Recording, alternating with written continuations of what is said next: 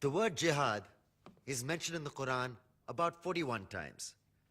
The words mercy, peace, and compassion are mentioned about 355 times. Yes, come in.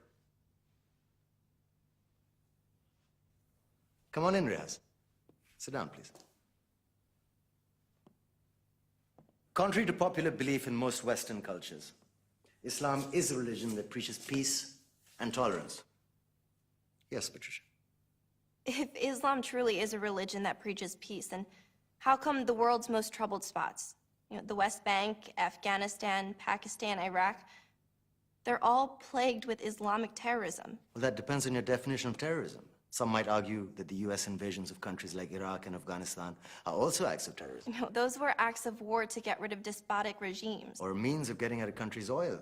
Conspiracy theories. Well, May I? yes, please. Go ahead, Riaz. Mr. Khan is right. I mean, if we're talking about terrorists, the world's biggest terrorists are the white superpowers.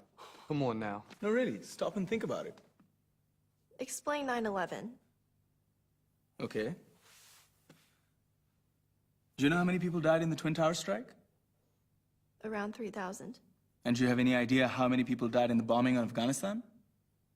Take a wild guess. More than 15,000 people died. And that's just conservative figures. About 50,000 tons of explosives were dropped on innocent civilians. Men, women, children. Yeah, but that was because of the Taliban. Now that you brought it up, did you know that the Taliban was a creation of the CIA to fight the Russians? Whatever. They were still harboring terrorists. Yeah, right. Terrorists that were never found.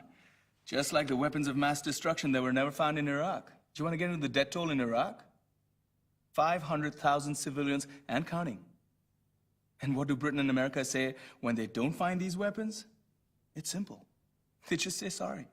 And still refuse to relinquish control of these countries. What are you trying to say? What I'm trying to say is that just because you're American, wear a fancy suit, and call yourself the president, doesn't make you any less of a terrorist.